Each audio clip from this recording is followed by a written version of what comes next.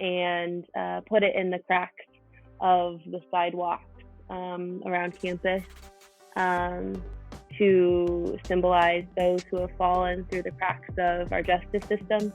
Hello everyone, and welcome to another episode of Audio Stew. I'm your host, Kurt Bailey. Today's discussion is actually a group discussion. We haven't had one of those in a while. It's between Addie Hansen, Sophie Provost, and Mandy Berry and I. The four of us got together virtually to have a discussion about IJM UNK. IJM stands for International Justice Mission. The goal of IJM is to end human trafficking through raising awareness and providing assistance to those who have been involved in this terrible thing. So in today's discussion, you'll get to hear from these three ladies and the work that they've been doing at the University of Nebraska-Kearney to raise awareness. Please know that this is a very heavy and sensitive issue, so use your own discretion with that, but we keep things pretty light and very informative, so I really hope you listen. There's a lot of good information, and I know I was very ignorant about a lot of the stuff that goes on in the world, so this was a very helpful discussion for me. I also apologize just because of the nature of recording online in a group. There's going to be a few snafus along the way. Just bear with them if you can, and hopefully you can hear everyone all right. I tried to make it so everyone's audio levels were about the same, so I'm going to shut up and let's get rolling.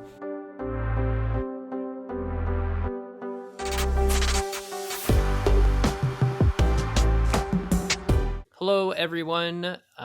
We have a wonderful discussion ready for you here today, or at least I hope so. I guess we'll find out. We're going to begin by going around, I would say around the table, but we're recording online, so around the figurative table. And why don't we just have everyone introduce themselves and I don't know, whatever you feel like is pertinent to a cool description of yourself.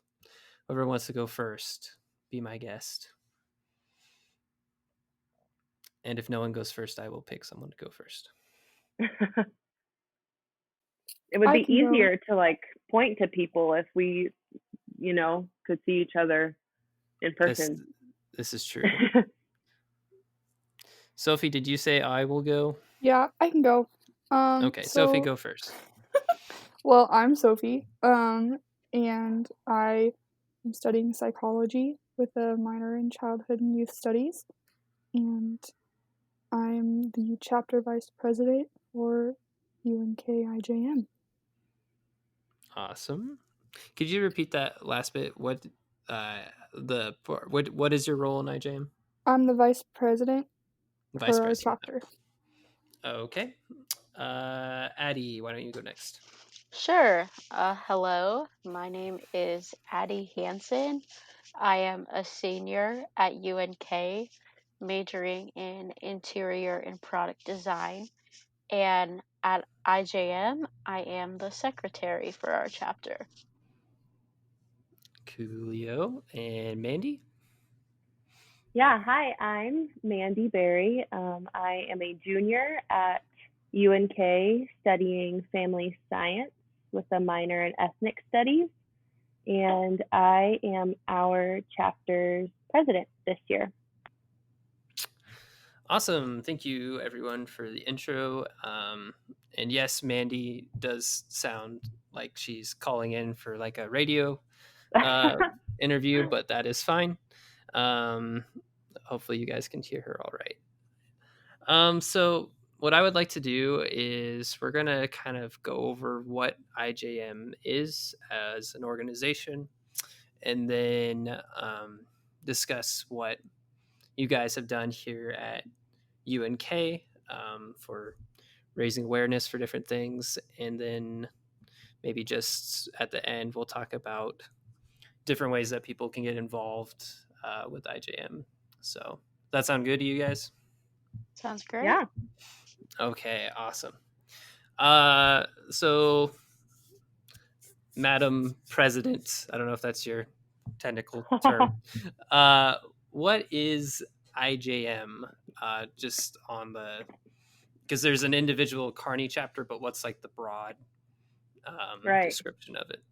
Right. Yeah. IJM stands for International Justice Mission, and it is the largest anti-trafficking organization, anti-slavery organization in the world.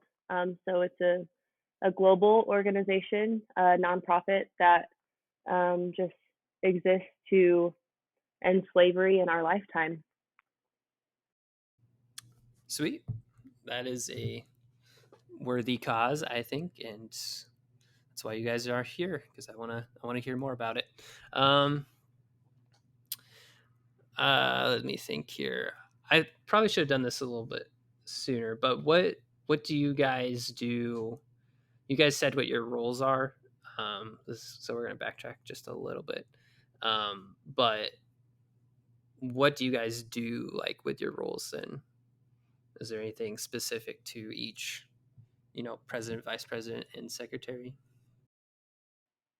Right. I would just say that for the majority, our roles as officers for our chapter are, our responsibilities are pretty much the same. Although I do have the responsibility of communicating with um, kind of the volunteer organizer that kind of is in charge of our chapter and a couple of other chapters in Nebraska, actually one in Iowa that just started. But so I communicate with her and every once in a while, and she just checks up on us, on our chapter and our progress, and all the highs and lows. And yeah, but other than that, I'd say, I don't know, you guys can add to if you think there's anything else that really differentiates us uh, overall. Yeah, I would say we're pretty even in our roles. My role as the secretary is to take meeting notes and record all of that information so um, everyone is aware what was said at the meetings and educational tools I can give them that were talked about in the meeting. So that's my specified role. But other than that, I would say our roles are pretty even in what we all do. Yeah, and I, as vice president, I also think that we all make group decisions together, as officers. I'm also sort of kind of the treasurer as well, so I guess that also kind of plays into uh, the whole like money side of it, where our funds come from and how we do fundraisers and stuff like that. Uh, but for the most part, it's all one big kind of group effort. Okay, I got you. Yeah, hopefully. Sorry, my train of thought is bouncing back and forth, so you guys will have to bear with me a little bit as I try and sort how we're gonna go through this. But um, how many chapters are there of IJM roughly? Oh, golly gee. Because not only are we looking at, there's of course a plethora of college chapters Mm-hmm. on campuses all over the country. But I know that uh, I would say, like, even maybe some churches, uh, literally all over the world, since IJM is a global organization. You know, there are people of every age and from every background that are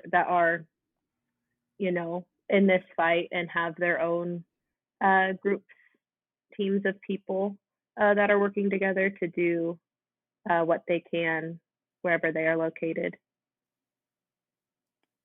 Yeah, and currently right now there are 79 active college campuses in the U.S. for IJM chapters. So, yeah.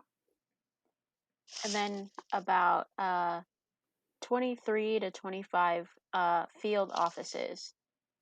So field offices are on-site locations in different countries where victims are being rescued. Lawyers work at to prosecute perpetrators, and where aftercare is provided for uh,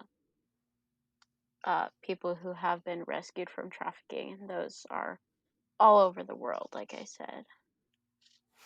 So there are individual chapters that exist, like UNK or IJM at UNK, to like raise awareness, but then there are actual places where people can go to like get help and stuff. Is that kind of what those two differences are?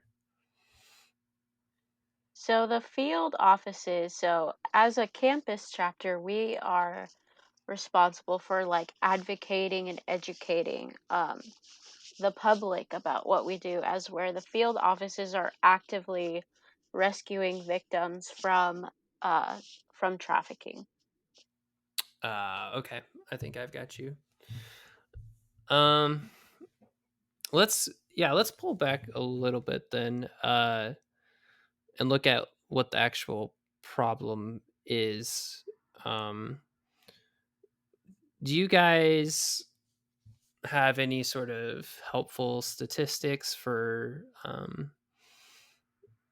like what trafficking is, like the various forms that it can take, and how much of a problem it is, both in like on a local and a global scale? I know I just asked like 3 or 4 different questions, but if anyone would like to join in and answer one of those, that'd be helpful. Yeah, so here in Nebraska, isn't it like it's like 30 girls are sold a day or something like that, Mm-hmm. right? Addie and Hmm. Mandy, I think so. Yeah. So yeah, so a month that's quite a bit more. That's like 9,000 girls a month or something like that, right? I think 900. Is that 900. the math? Yeah, I believe yep, 900. that's 30 math. times Yep, 30. you can tell I'm a psych Which is major and still a not a ton. math major. That's all right. I forgot all math, and it's dead to me. Yeah, and so here in the U.S., if you're looking at sex trafficking, um, specifically, there's 4 different kinds of sex trafficking. There's pimp controlled, which is the one most people know about. There's survival sex, there's gang controlled, and then there's family controlled. And pimp controlled is obviously what people know more about with um, they have a pimp who sells them out to Johns, I guess, and the girls are forced to basically sex slavery, where they don't really get paid a whole lot of money or any at all, where they just find they're there for safety or security or for drugs or things like that are what keeps them there. Also, like just the abuse of their pimps, the emotional, the psychological abuse, the physical abuse. They feel that they can't get out, or they feel like it's their only choice, or some of them think that, hey, this is my pimp loves me, like this is what love is. So there's that, and then family controlled is, I guess an example of family control would be like, hey, we need you. A mom would tell her child, or a father would tell her child, hey, we need you to do this because it's the only way we can pay for your sister's medication. It's the only way we can do this, and so um, it leaves the child feeling, well, one, they're less likely to speak out. Um, and 2, they're less likely to think it's a problem or to think that they'll have any way out.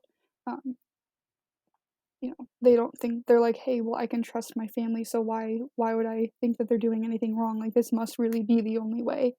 They wouldn't hurt me like this if they had another way. Um, and then gang controlled, unfortunately, has become more prevalent as um, gangs have found that women and children are more lucrative than guns and drugs. Whereas you can sell a gun or drugs once, you can sell girls multiple times. So they find that it's more financially lucrative. So it's becoming more common. And then survival sex is what society more looks down on as, well, she's just, why is she doing that? But it's more like, hey, like, this is the only way that she feels that she can put a roof over her head or food in her belly, or, Mm. It's a safe place to stay. Um, she can get drugs a lot of times. She can, it's they don't feel like they can get out. They feel like it's their only way. So that's at least sex trafficking here in the U.S. Hmm. Right. Would either of the other two, would you guys like to add to that at all, or? Yeah. Yeah. So, and I think a common misconception is like that sex trafficking is the only form of trafficking, or I think that's something that gets highlighted the most or talked about the most, which is great, because I think um, it's something um, that maybe, I don't know, people are just more aware of. I'm not sure how to describe that, but I suppose maybe in our country it seems like that is the um, you know biggest problem. But there are a lot of different forms of modern day slavery, and um, as of like 2018, there's like 40.3 million people in slavery all over the world today, Hmm. um, and like 70, like 3/4 of those victims are female, and 1 in 4 of those victims are children. Um, but Sophie touched on sex trafficking. Um, there's also like forced labor, slavery, and oh goodness, I can't even.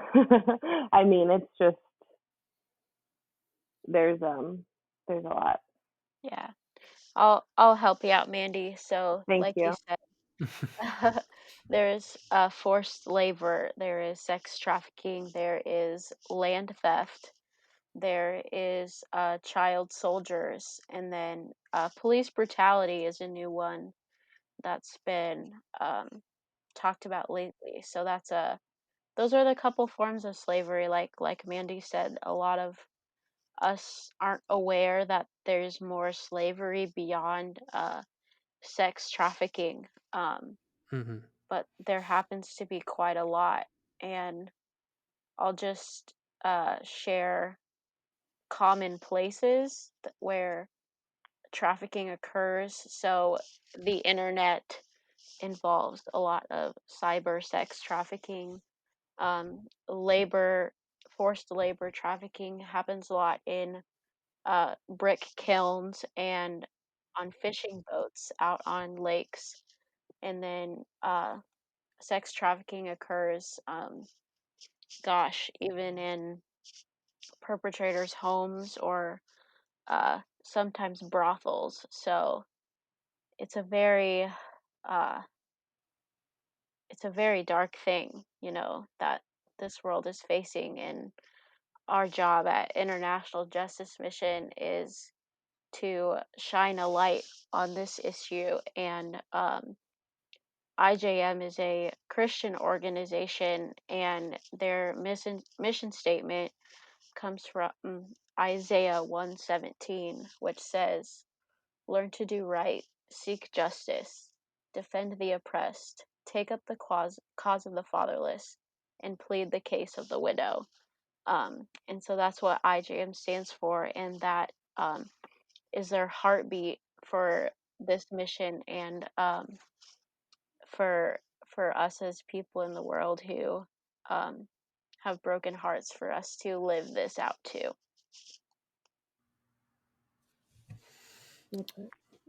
Wow.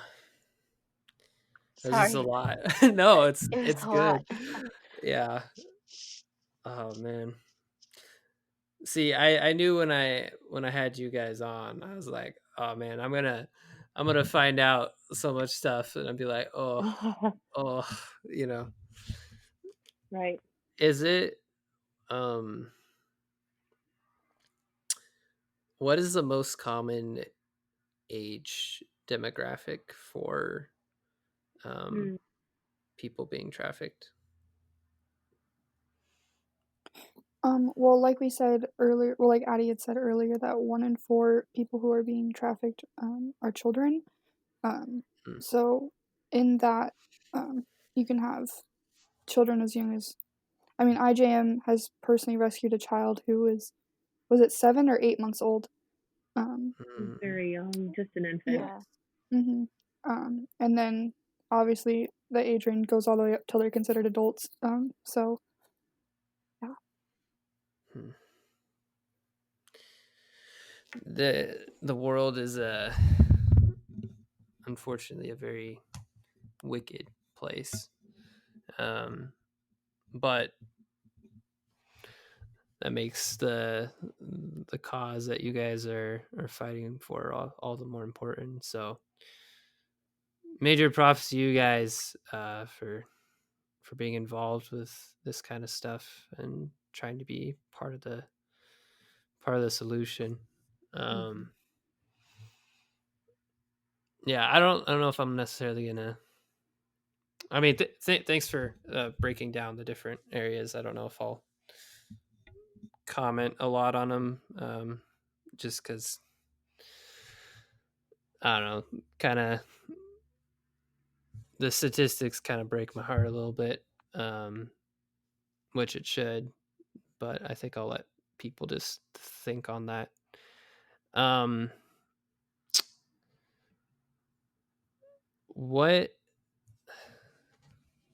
I had one other question before moving on to something else. How do you think people in that scenario of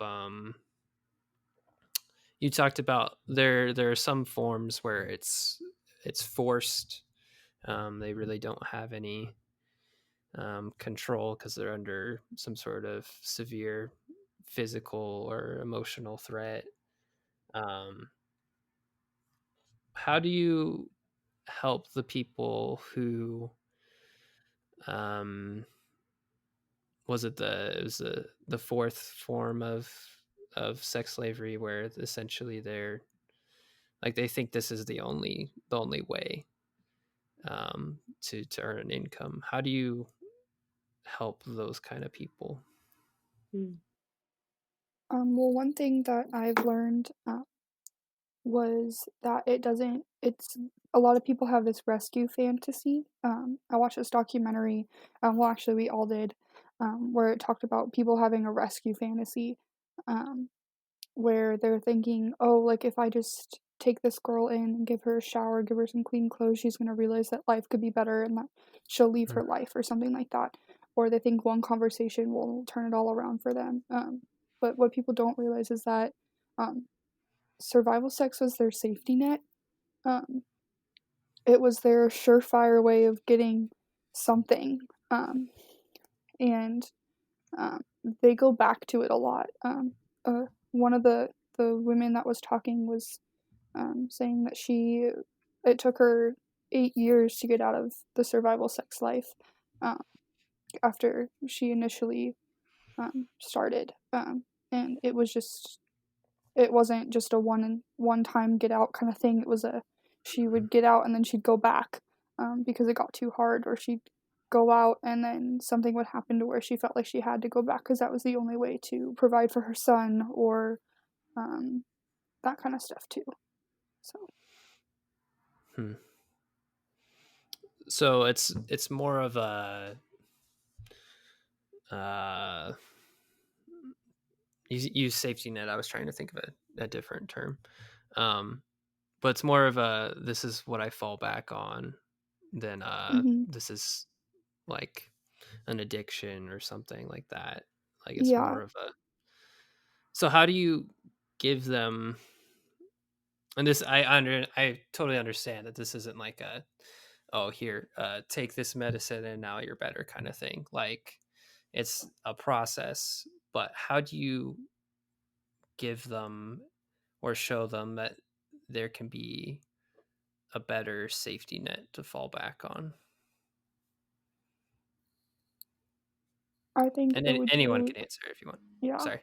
No, you're fine. I think that it would take a lot of counseling and a lot of uh, just treatment like that to, show them that, hey, like this isn't the only way, and to really like solidify in their minds that they can be better, that they can have a better life than what they thought was a good life.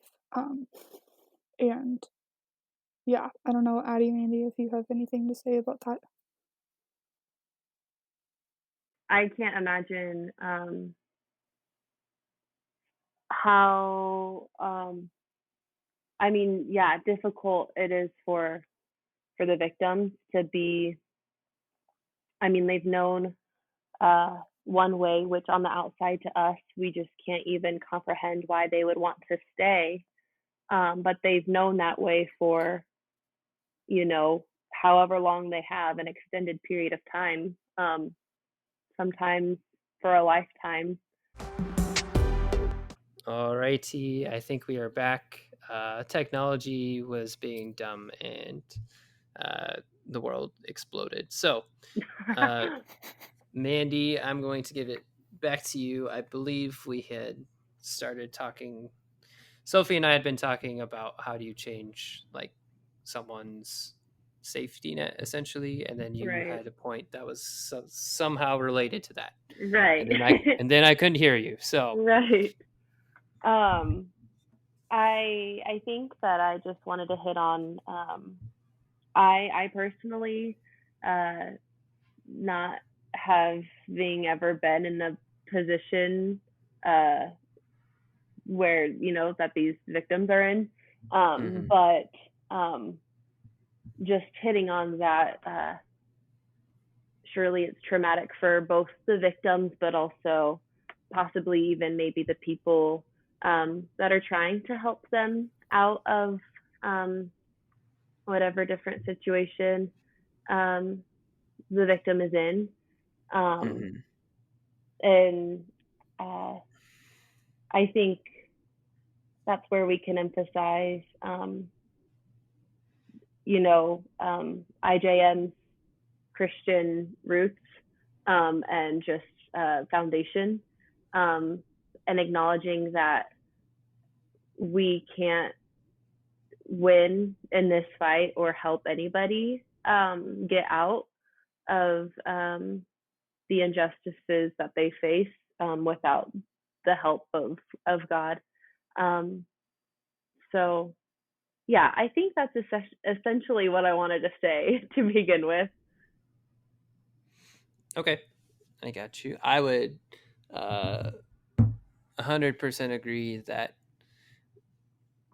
it's a it's a difficult thing, and like most difficult things, you need a lot of time and a lot of Jesus to get through them. Um, Right. yeah. One other question, and then I'm gonna move on. Um, how because the reason for this question is because children especially are so important, and very vulnerable. Is there anything people should know as parents or brothers and sisters to protect their siblings or daughters and sons against this sort of thing and getting involved in it? Not IJM, but like trafficking. um, Obviously, it'd be great if they were part of IJM, but basically, how do you protect the young? So Right. I would Oh, Go ahead, sorry. Mandy. No, you should go ahead. Okay. Um, so a lot of what IJM does is help educate the public. So um, I think parents have this great opportunity um, to like, I know this is tough, but to like educate their kids about it, and so that they're aware of these vulnerabilities that can occur in society. So mainly, I just think it starts with education of your children and peers about the realities of slavery, and the more that you learn about it, the more as a member of society you can help stop and put an end to this problem by just uh, being aware of what's going on around us in this world. I hope that answered your question, Kurt. No, that was a good answer. Beginning with education, when obviously that is a very sensitive subject, but probably a necessary one for parents to address with their kids. Yeah, and there's also sorry to interrupt. There's Go also ahead. with parents have the means, I guess, to monitor their kids' social medias, uh, Mm. where a lot of, at least in the U.S., a lot of the trafficking is done through reaching out to the kids who like older people reaching out to kids saying like, hey, like want to meet up, like those kinds of things are so, or like Mm-hmm.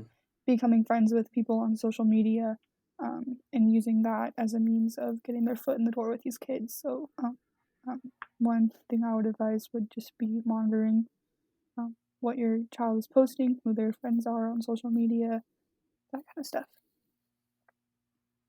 Yeah, that's great advice. Um, Mandy, you were maybe going to say something. Did we already Right. cover everything?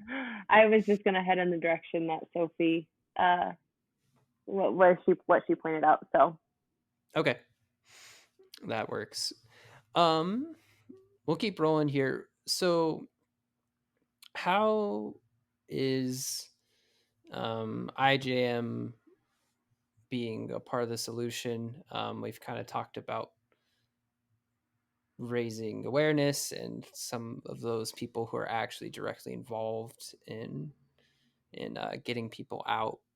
But what we'll drop it down to Kearney now. What have you guys done to raise awareness about this issue? yeah, we have done a lot of different things. We've hosted a lot of different events um, that I think hopefully reach out to um, everybody on campus, all of our students and faculty and staff, but also just the community of Kearney. Um, Something we did at the beginning of the semester that we've done the last few years at least as a chapter at UNK is something called the Red Sand Project.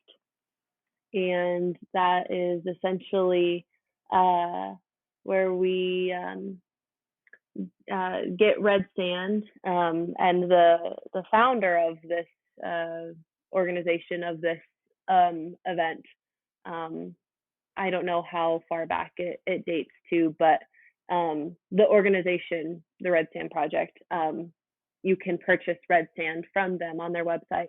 So this is something that really anybody can do, but we just take the red sand and put it in the cracks of the sidewalks around campus um, to symbolize those who have fallen through the cracks of our justice system. And it really is a conversation starter, and it's one of my favorite things because people see you, uh, just we did it at the end of September. So it was kind of chilly, but it wasn't, too cold as it is now. But they see you just like pouring red sand outside for, couple hours and the sidewalks, and they're like, Yeah. why, what is the purpose of this? Is this like, is this allowed? And it just simply starts up a conversation that way. And we take chalk too, and write some stats, because of course we don't get to talk to everybody that will see the red sand in the cracks in person. So we try to communicate the significance of the sand with just some stats in chalk written next to the sand. But one of my favorite things is, like, I walk outside of my dorm today, and it's been 2 months, and there's still red sand in the cracks. So it's always a reminder. Yeah, girls, there's a lot of other things that we've done. I'll let you guys tackle those. Yeah, so an event that Sophie and I were able to participate in last year was the No Girl for Sale walk. Or let's see, that was part of the I've got a name. I've Got a Name organization, where we meet as a chapter. We met in Lincoln with many other anti-trafficking chapters across Nebraska, and we walk from the University of Nebraska-Lincoln campus to the Capitol, and as a march for uh, those who have been enslaved. And this walk is specifically more towards girls who have been sex trafficked. But once we get to the Capitol, we get to listen to a speaker that just shares some facts and just shares some very motivational pieces to just keep us pushing forward, and why this issue is prevalent and why it's important to fight for. So that's a really cool event that happens in the fall and the spring, where we'll go to Lincoln and walk from UNL to the Capitol with other members of the anti-trafficking community, and we just walk for freedom. Sophie, you got any other projects that you'd like to share? Yeah, so we have one coming up. It's called Dressember, and it's where we wear dresses for the entire month of December. If you're a girl, ties if you're a boy. And we wear dresses every single day of the month. It raises a lot of awareness. Starts a lot of conversations where it's like, hey, like, you've been wearing a dress for every single day of December. You're normally in sweatpants. What's going on? And it's just a great conversation starter to start talking about, well, I mean, I'm wearing a dress to, just to kind of to show some support for the people who, who can't stand up for themselves in this climate. So yeah, we also raise a lot of money through it.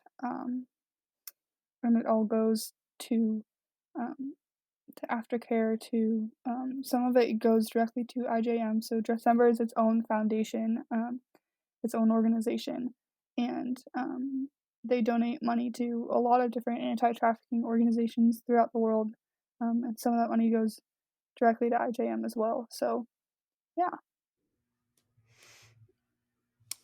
those are all very very cool projects that you guys are involved in, and I'm sure there's even more than that. Yeah, the red sand one, this is me talking from my outsider perspective. Red sand one is pretty neat, because you walk to class every day, and I still go by, and whatever else is going on in that day, like, maybe I'm thinking about something else, or maybe I'm just on my phone or whatever. But if I happen to glance down and see the sand, it's just like this instant, like, sobering thing of like, oh, like, the world is bigger than me, and there's so much going on like under my nose that I don't even know about. Um, so it's a great reminder, even if I'm still gotta make it to class in 2 minutes, like I can I can pray on my way there, for those people involved. I hadn't heard about the walk. That sounds kind of cool. I am looking forward to December. That's part of the reason I wanted to have you guys on before December. So that way we could, for the 2 people that listen to this, or however many it is, I don't know. We could, get some people maybe involved with that. I personally think it'll be pretty interesting because I'm like, there'll be some days where I'm just feeling fancy, and so I put on a dress shirt and that's it. But I walk to class and one of my friends will be like, "Why are you dressed up?" And I was like, I just felt like it. But now I have an actual reason I could tell them, so that'll be fun. Yeah. We'll start to wrap things up here because I know Sophie needs to get rolling. Let's say there aren't any IJM like chapters nearby to where I live. What can I do to still get involved with the cause for fighting trafficking?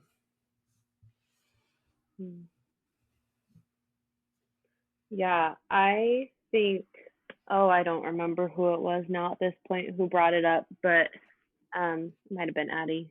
But if it was Sophie, I'm sorry. But just thankfully, we do today have access, in our country to the World Wide Web. And it is easy for just anybody really to look up statistics about, all forms of modern day slavery, and then share those statistics or survival stories to whatever audience they have on social media. I think it's pretty common for people to have a couple different platforms or a couple different, forms of social media. And so it's really not time consuming at all to, stumble across an Instagram post and like share it to your story, or to type up a couple stats on your own and share it to your story or something. But I think even as something that seems so small, like as that, is I think it can help more people to become aware, and also praying too. Even when you feel like, even if you feel like you don't have a voice, or that there's nothing that you could do that could help put an end to all of this, praying, we know is very, very important and beyond us, and that it can help tremendously. Yeah, I would agree. And prayer is something that God works in some pretty spectacular ways. And yes, even the small things do add up to raise awareness.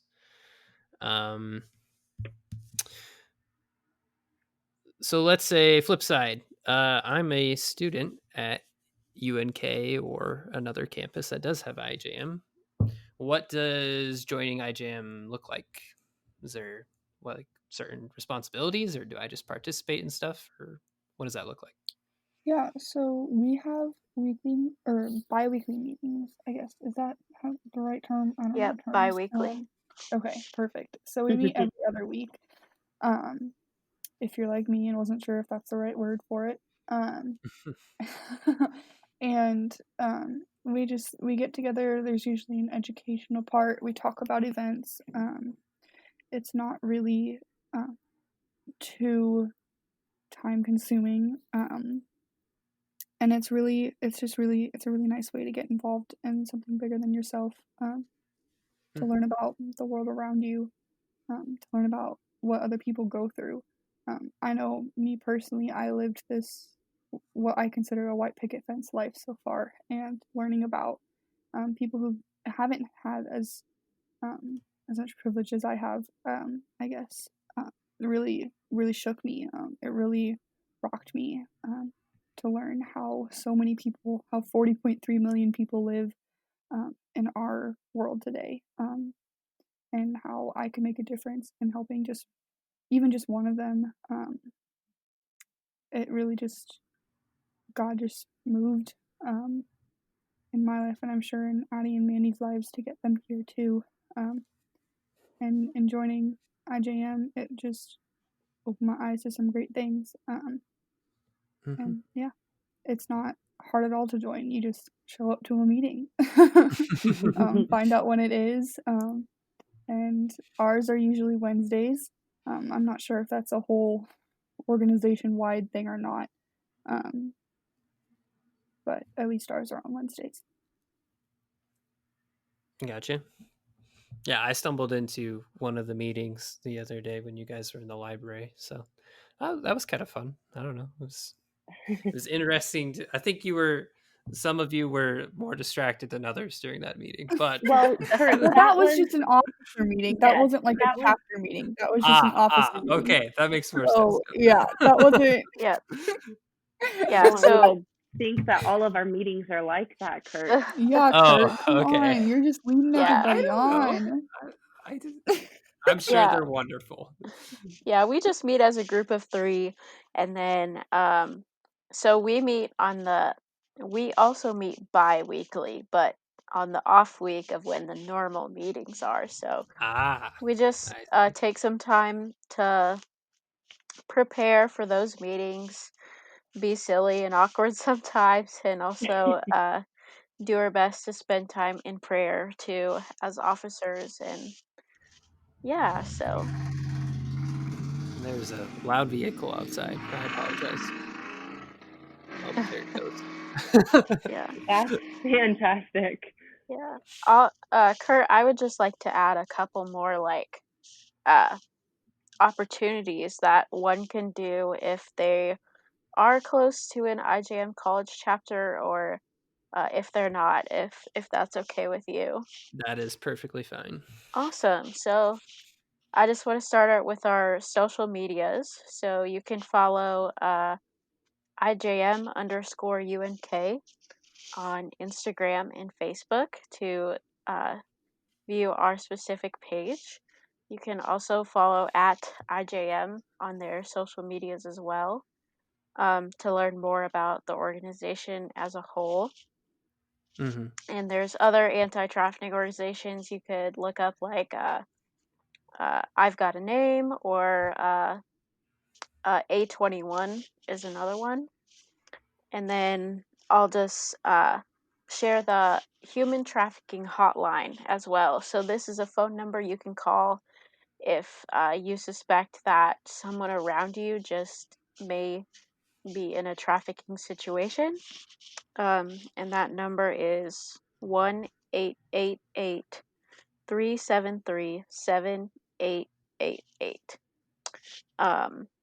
And so yeah, that's just some additional information that I had that I thought I'd add on to what Sophie and Mandy gave us. So Well, that's great, because that was going to be my next question, was where can I get more perfect. info?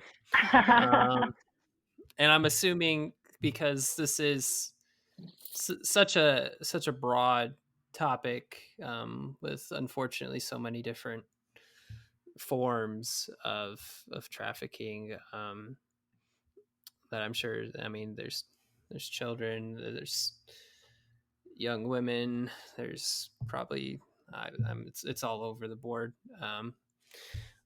But yeah, I'm guessing that IJM has, would they probably have more info on like their website for the different ways of Absolutely. getting informed? Yep, ijm.org. Gotcha. So there you go. If you would like to learn more about IJM and the realities of our world that we're living in currently, I would definitely go check that out. In fact, you know what? I'm gonna type this in right now so that way I don't forget about it. Last thing, if you guys are cool with that, would each of you like to share either a final thoughts on just whatever, or like a favorite memory of being involved? Yeah, so I guess I'll do a favorite memory.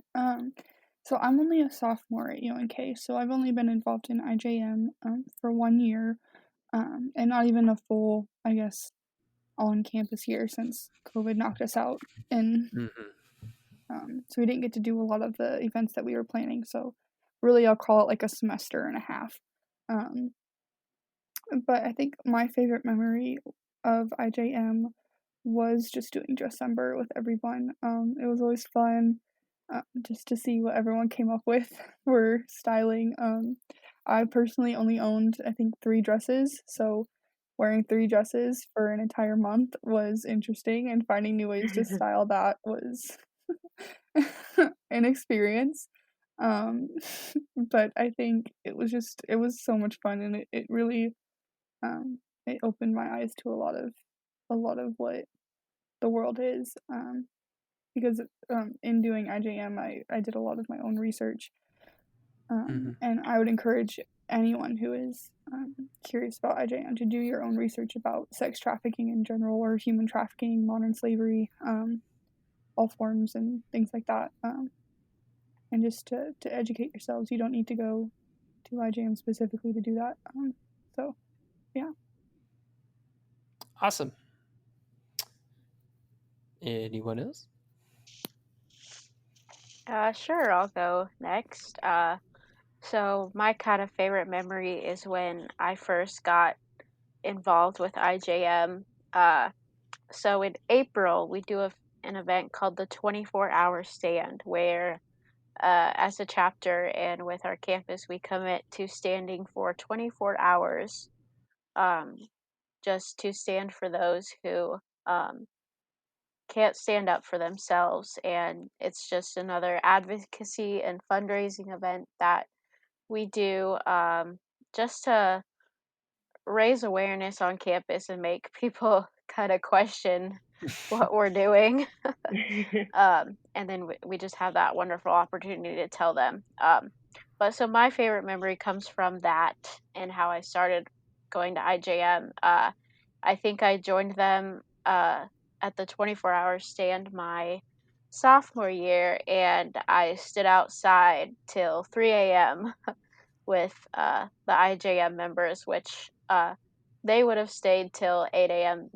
that day. But I was able to stay up till 3 a.m. But um, that was just a really incredible thing to see, college students being so committed to this issue that is bigger Mm. than themselves, and that they have hearts to fight justice. Um, and I'll say uh, another cool thing we do during the 24-hour stand is a worship hour where we just sing worship songs to the Lord about praising Him for what He has done so far uh, in this fight, and also just putting our dependence on Him for this fight that's not over yet, but we need Him every day to keep on fighting. So that's just really a poignant moment during the 24-hour stand where we can gather as a community and pray and worship the Lord for all He's done, and look towards a brighter future without slavery. That is very, very cool. And also, I think my legs would be burning if I did that. But They will, trust me. I've done a 24-hour fast before, but 24 hours of standing sounds harder than that. Yeah, I mean, fun though. the way that I would think about it was just like, hey, like where I can stand and be uncomfortable for 24 hours, I can stand up for these people um, who can't do anything that they want to do, let alone, like they're forced, Right. they're beaten, they're starved, those kinds of things. So if I can, have a little bit of discomfort to help make a stand for their huge discomfort, then I'm gonna do it. So That is a very good point. To think of even being able to stand as a privilege. Like, Mandy, you got any? Yeah. I was racking my brain and I was just trying to figure out, because I think it's hard to pinpoint one specific memory, but I will just, I guess, share, if it's allowed, how I found out about IJM. Go for it. I had a wonderful mentor in high school through my home church in Grand Island, who I started attending her Bible study that she had for high school gals, and her husband was doing a Bible study for high school guys for a handful of months before she started her Bible study for girls. But it was in January of 2018 that her and her husband announced that they were going to move to Cambodia to work with IJM. And so they did that for about a year and a half. And so hearing just about my mentor's heart for these people who are trapped and aren't free, I think is definitely the first time that I think God stirred in my heart the same passion, and luckily just 8 months after they had moved to Cambodia, it was my freshman year, and at UNK, and finding out that I could do something similar right where I'm at in Nebraska. I couldn't pass that opportunity up. So, yeah, I owe a lot to my high school mentor, but also just the Lord's grace and constantly working. Yeah. That's all I've got. Thank you guys so much for doing this. Thank you. It's a lot of fun. I'm looking forward to December. I think I have like 4 or 5 ties, so I don't know. We'll see what I can do. I'll get some good practice tying ties.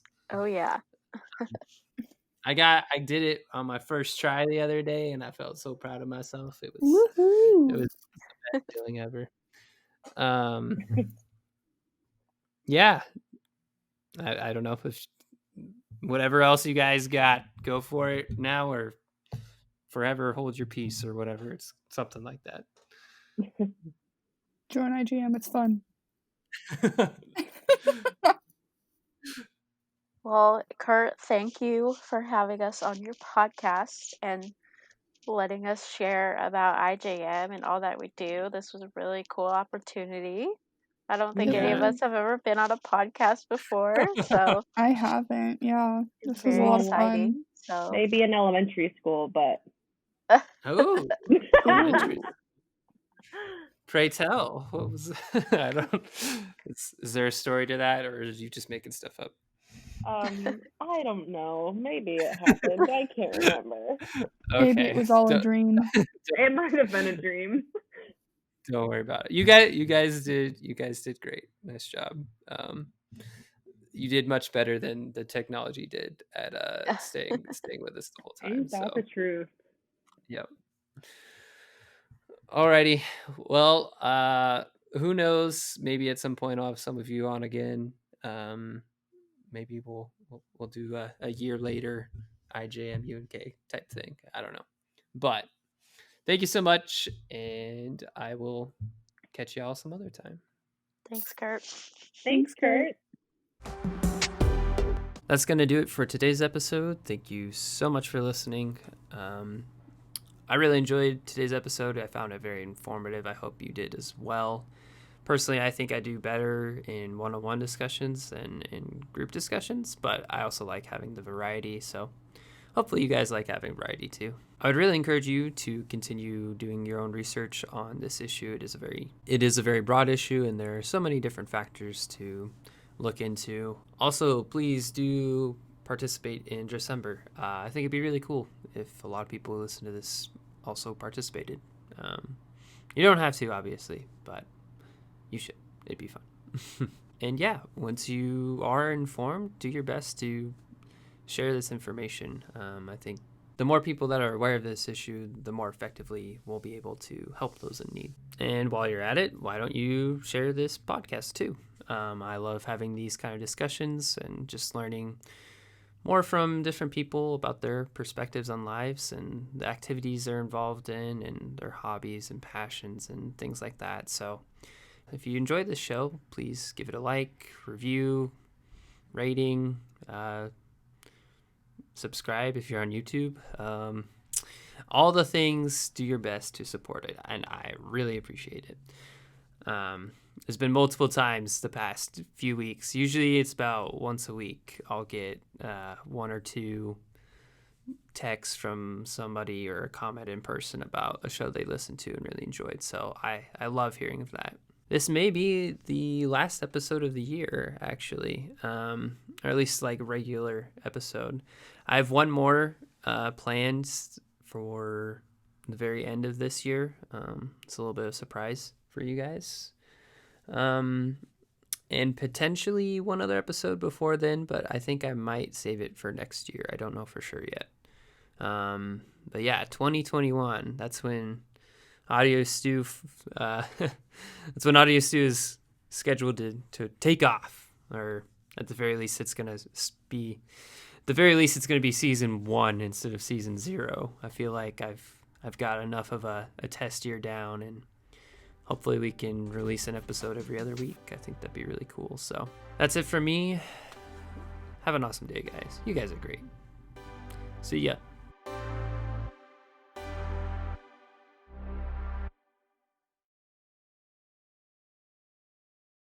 I'm so worried that I'm gonna burp during this. Just had to put that out there.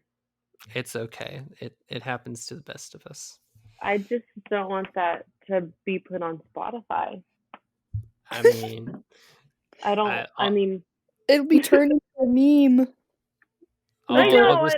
TikTok. I don't need my burps to be turned into a meme. I'll just start the episode right there. I don't want my burps on Spotify.